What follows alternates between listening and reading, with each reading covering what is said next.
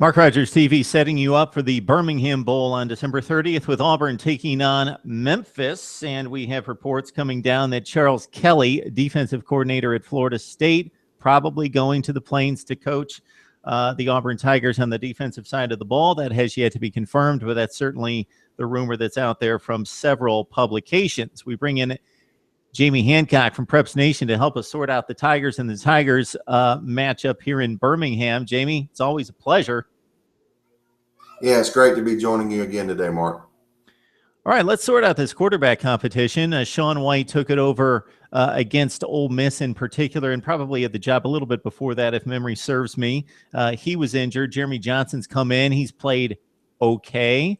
Probably the best effort of the season for the entire team was that Texas A&M game on the road, winning by a couple scores. So just your thoughts about the quarterback play and Shaun White most likely getting the nod if he's ready to go physically. You know, I think that it's a fairly easy call on who to use at quarterback if Shaun White is healthy. Once they took the reins off of him the first game and a half, you were able to see that he made good decisions, quick decisions, and did a really good job at the quarterback position. He doesn't run the option as some of the quarterbacks have for Gus Malzahn while he's been at Auburn. However, he's a functional runner. He's one of the guys that moves the chains as he breaks the pocket in a scramble mode, 6 or 7 yards, and moves the ball that way with his legs. So Shaun White is a very good football player. I'm not completely sold from the standpoint that the Auburn staff is either equipped to coach him in a certain manner, or if they're not willing to change the aspects of the offense that fit what White needs to do in the perfect situation. He's not a guy that is a pure pocket passer, yet he's not a guy that's going to run that spread option extremely often and keep it as a quarterback and be able to stand up to that beating. It would be much if you were asking a guy like Aaron Rodgers to run the spread option. He runs well enough to be functional in it, but exactly how good would Aaron Rodgers be if he was running a spread option offense? So we have a serious mismatch in personnel and approach at this point in regards to what Gus Malzahn has mastered, I should say, in regards to the way he loves to run an offense, and Shaun White and Jeremy Johnson. Correct. And I don't know, coming into the season, I'm not sure that that's the way everybody felt. I think everyone really felt that Coach Malzahn would tailor the offense to fit the quarterback that he had in the situation. However, as the season's gone along, it appears that the offense and its scheme itself at its heart may really be truly dependent on a quarterback who can move and do things and get outside the pocket and do what he needs to do in the game to stretch things out for the running game as well. If the quarterback is keeping the backside end and the backside linebacker at home, the cutback lanes are a lot more prevalent for the back on the power to the right-hand side. And so I think much like Michael Vick when he was with the Falcons, and that's what really helped Warwick Dunn in his resurgence, was the fact that Michael Vick held the people on the backside so much better. Hey, Jamie, when I look at the ground game, and I saw Auburn play probably 3 games, I probably would have watched 6 or 7 or 8, but as you can understand, once the cart went off the track and it wasn't quite the team we expected, other things took precedence. So Peyton Barber, Javon Robinson running out of the backfield. If you just look at the stat sheet, it looks like Javon Robinson a little bit more productive per carry. When you average 4.3 yards per carry like Peyton Barber did in college football, that's not an impressive number. I'm sure that has a lot to do with the offensive line performance. You know, when you look at Peyton Barber, you really like what you see out of him, and a lot of it is from an effort standpoint. He's a guy that is a max effort running back. He's a bigger guy, 225, 230, and he plays as if he's 245 with his mentality. He's downhill. He's hard-nosed. He's not going to break anything. So when you look at his yards per carry from that standpoint, you have to dive inside the numbers just a little bit and realize that 4.3 is a true 4.3 from the standpoint he very rarely loses anything. It's usually 2 to 3 yards, or it's going to be 6 to 7 yards, and there are no hidden long runs in there to pad his stats. It is all straight downhill between the tackles. Here we come. And some of that, I believe, are limitations for him right now as a sophomore player. He's a guy, you look at Auburn's backfield right now, and you can compare it to a couple years ago from the functional standpoint of Trey Mason and Cameron Artis-Payne. I truly believe that although they're different backs, they're bigger. Javon Robinson is the guy that can break some things. He can make some things happen. He has some special talent.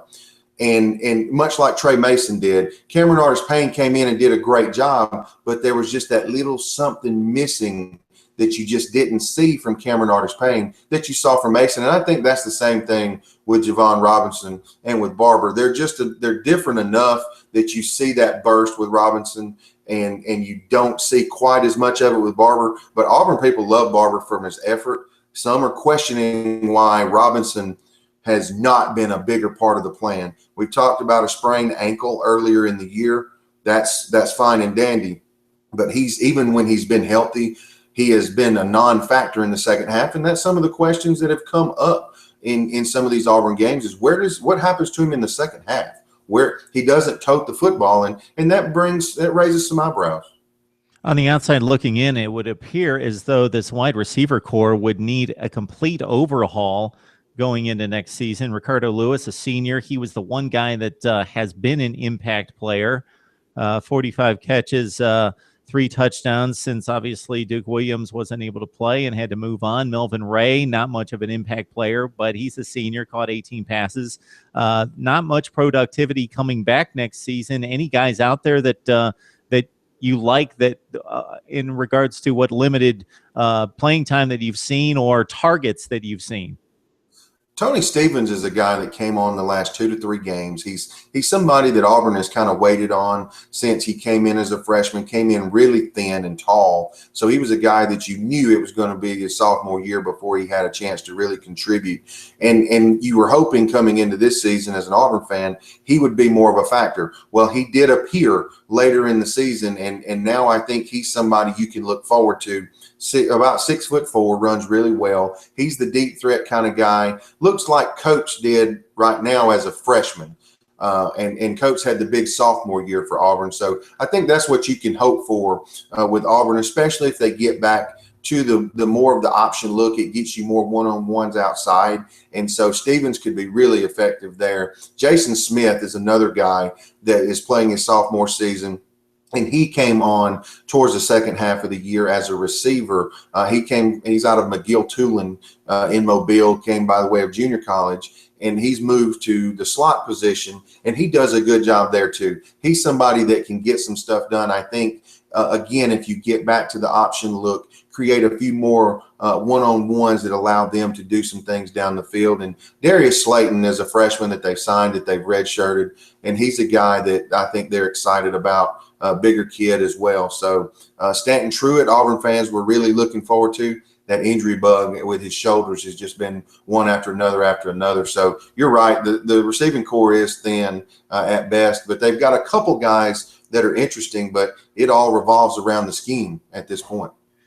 Jamie Hancock joining us from Preps Nation. Let's look at the Auburn defense. In regards to yielding points, especially when the passing game was not giving them a whole lot of help, Jeremy Johnson, Shaun White, 10 total touchdown passes. So the offense isn't producing big numbers. And I saw the Ole Miss game. I thought the defense held up really well against one of the top receiving corps in the country. Georgia only scored 20 points. I know A&M didn't have the prolific offense we expected, but still 10 points on the road. And Derrick Henry, of course, had the huge numbers, but he had to pound it and pound it and pound it, whatever it was, 44, 47 times. The defense held up pretty well down the stretch, I thought. I think all Auburn supporters are happy where the defense has come to. You're right about the situations that you mentioned, especially Derrick Henry. And that's taking nothing away from Henry. He's a really good football player, and he did a good job against Auburn, but he had to do it on a number of carries, and he finally popped one late in the game that helped make the numbers look a little better. Before that, the Auburn defense had held up very well. Carl Lawson was a big loss for them this year, and they really had to regroup losing him, and he's come back now, and he's pretty much healthy and looks a lot better. Montravis Adams is a guy that depends heavily on Lawson because he pulls all the double teams if Lawson's not on the field. DeVaro Lawrence appeared late in the second half of the season and really looked good. And they've gotten good work out of the other young defensive tackle as well. So they feel pretty good where they are right there. They really do. Linebacker-wise, a lot of old heads, seniors across the board at the three positions. You mix in Trey Williams, who has done a better job here in the second half of the season. He'll probably be a middle guy next year. And they've done a lot better in that front seven as they've gone along. And it's, like you said, it doesn't necessarily bear out numbers-wise, but you see it from a disruptive standpoint, from an effort standpoint. And I think that's what they were lacking. They were not physical in the least. As the season went along, they yielded some points and some yards, but they were physical in their nature, and that's what people wanted to see. You got a hunch on Carl Lawson's NFL draft decision, Jamie. I know he's been banged up. You just chronicled what he had to deal with this season and all of last season, but still maybe he has a big bowl game and takes the jump. What do you think? I think he's got all the ability to do it. And I don't have any inside information other than the fact that he's a really intelligent kid. He's a thinker. He really thinks things through. And I believe that he's going to look at the whole situation and realize that his evaluation is probably going to put him at best second round or third round, considering the injuries. They're going to love his talent, but he's not going to wow them with his overall size. He's only going to come in at 6'2", 6'3". He's not going to be 275 pounds. He's going to be more the 255 to 260 range.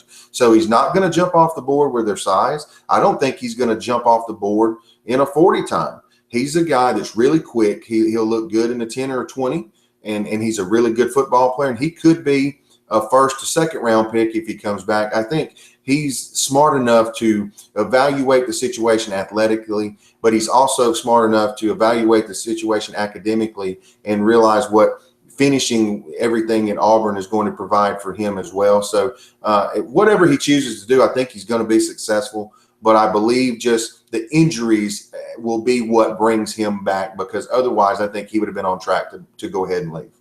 And Jamie, just to give some balance to our Birmingham Bowl look, Paxton Lynch, of course, by many estimations, could be the #1 quarterback drafted in the 2016 draft. Had a remarkable year, 28 touchdowns, 3 picks. I think most people were awakened to Memphis' talent and ability when they knocked off Ole Miss after trailing 14-0 and scoring 31 straight points. He's a big 6'7" kid, 245. Dorlan Dorcius, they've got like 5 different guys they give the football to, so it's not one main back in the backfield, but they all average about 4.5 yards a carry. They've got this kid Mose Frazier, who's caught 65 passes. They distribute the ball to like 5 or 6 guys on offense. In terms of the passing game, they score like crazy, but they give up a ton of yardage and a ton of points to much lesser talented teams in the American Athletic Conference. So there's going to be some opportunity for Auburn to score some points, but on the flip side, they're going to have to hold down this 6'7" tank at quarterback. Absolutely. And Paxton Lynch was a very lightly recruited kid out of Florida. Big kid, like you said, but he ran a wing T offense in high school. So it was very easy to miss him to a degree, but because you just didn't see certain amounts of production coming out of him, it had to look strange seeing that big a guy coming at you in a wing T look. But he's been very good. He runs extremely well, especially when he's able to get north and south. He's not as much from the power game standpoint, and I think that he's strong enough, but he's fast enough at his size, a lot like Matt Jones in a sense. He's just a better thrower than what Matt Jones was. Maybe not quite as fast, better arm. Offensively, they're very interesting. I've got 2 guys that I do film work for in high school, freshman from Memphis. The starting center, Drew Kaiser, is from Opelika, Alabama, and he started most of the year as a true freshman for them. And Jared Gentry, a defensive tackle, is out of Opelika High School, and he's played a lot on their defense. And there's another local guy that I did film for several years ago, is Christian Collis. He's from Beauregard High School, which is right near Opelika. So there's some local flavor here for this game, and it's very interesting locally because of those kids, as well as, Auburn playing within the state. It may come down to, Mark, who's more excited about being in Birmingham? Is it Memphis or is it Auburn? And so a lot of times you would say Memphis is going to be really up to play Auburn, but just a month ago they had such huge aspirations. Where is their mindset right now? And you throw in the fact both teams have coaching staff movement. It's going to be interesting as to how that plays out. Bingo. Memphis 8-0, just the first week of November. Then they lose 3 consecutive games. They were looking to crash the college football playoff party. Auburn slipped and stumbled out of the gate after they beat Louisville, and so it's been a disappointment for quite some time. So the players are used to the adjusted expectations. So normally you would think, yeah, Auburn doesn't want to be here. Memphis does. But yeah, Justin Fuente off to Virginia Tech, and Memphis, a program that's in a difficult position because they can only get so good under a guy like Justin Fuente, and then they're off to the next level. And that seems to be kind of the mode of operation for a lot of those teams on that level. Hey, if you're a special teams guru, this is your game. 2 of the best kickers in the entire country will take the field in Birmingham that day, and they're both very good, especially, Daniel Carlson may be the best player on Auburn's team, just because he not only is that interesting because they haven't been good, so a lot of times focus on the kicker. He really is.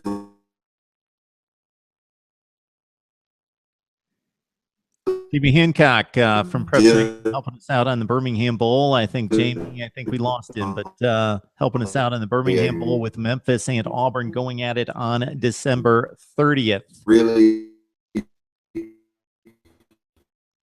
Jamie, we'll catch you next time. It's been a great preview, unless you're still there. Yeah, I can still hear you. I think we're having some local network issues.